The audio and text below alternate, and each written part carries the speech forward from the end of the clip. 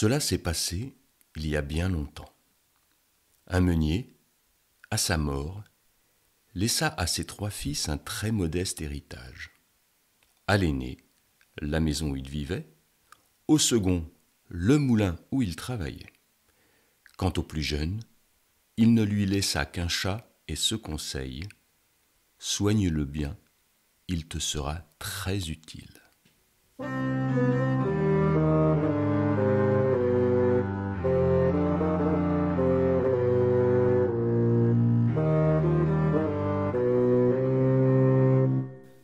Le garçon était désespéré. Il disait en pleurant: « Je n'ai vraiment pas de chance. Quand j'aurai mangé ce maigre chat et que je me serai fait un cache-colle de sa peau, je serai encore le plus pauvre de tout le pays. » Lorsqu'il entendit cela, le chat, voulant éviter cette terrible fin, réfléchit quelques instants et lui dit: « Allons, mon maître, cessez donc de vous inquiéter. Donnez-moi seulement une paire de bottes et un sac. »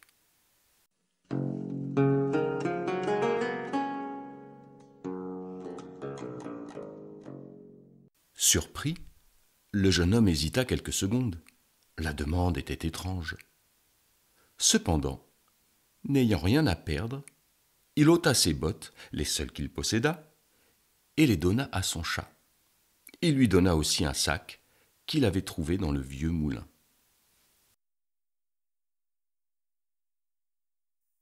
Le chat enfila les bottes et, coupant à travers champs, arriva devant un terrier de lapins qu'il connaissait bien.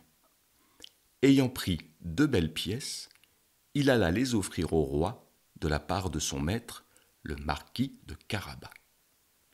Et il fit ainsi pendant encore 3 semaines.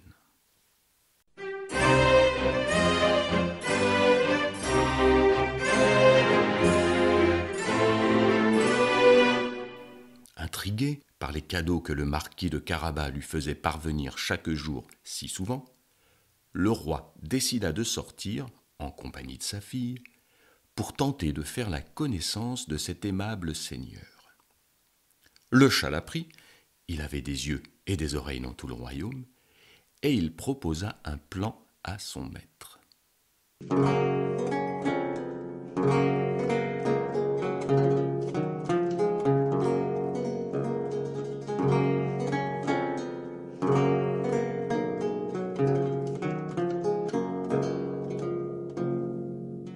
Mon maître, lui dit-il, allons à la rivière qui passe juste à côté de la route que prendra le roi. Vous vous mettrez nu dans l'eau et vous suivrez mes indications. » Le jeune fils du meunier accepta le plan de son chat, quoiqu'il ne comprît pas très bien où cela mènerait.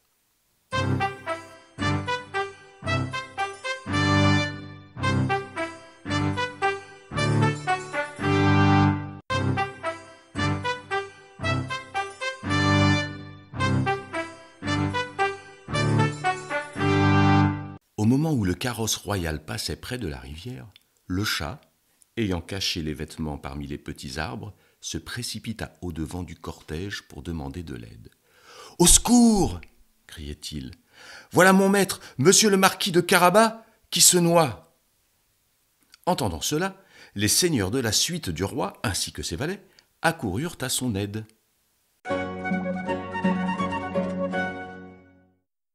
Pendant que le roi portait secours à son maître et lui faisait donner de nouveaux vêtements, l'astucieux animal partit en avant, par les champs, criant à tous ceux qu'il rencontrait: Si le roi vous demande à qui appartiennent ces terres, dites qu'elles sont au marquis de Carabas, et je vous aiderai à vous libérer du géant qui ravage le pays.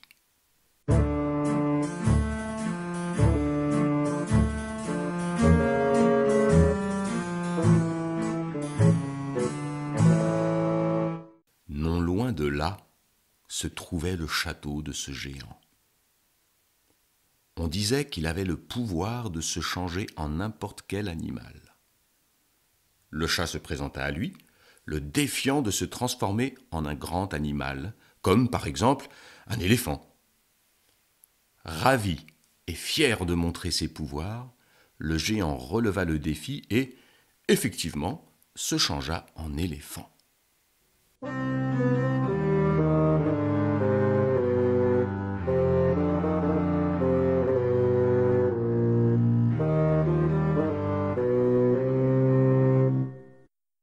Mais le chat réussit à le tromper, obtenant de lui qu'il se changea en souris pour faire la démonstration de ses pouvoirs et se jeta aussitôt sur lui, n'en faisant qu'une bouchée. Le chat prit donc possession du château et des terres du géant, qui devinrent la propriété de son maître, le jeune meunier, devenu marquis de Carabas.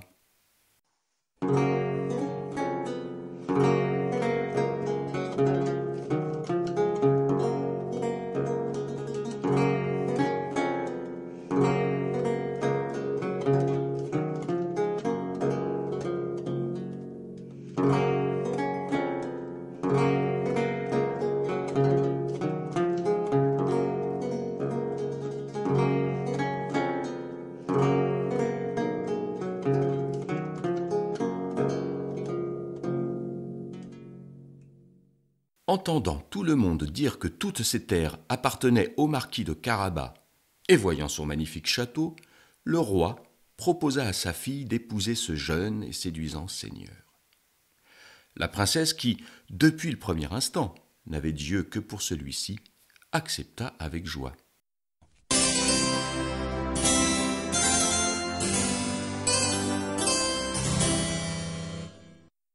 Et c'est ainsi qu'avec un peu d'astuce, un sac et une paire de bottes, le chat procura à son maître, fils d'un humble meunier, une épouse, une couronne et des terres. Quant à lui, il cessa dès lors définitivement de travailler, ne chassant les souris que pour se distraire.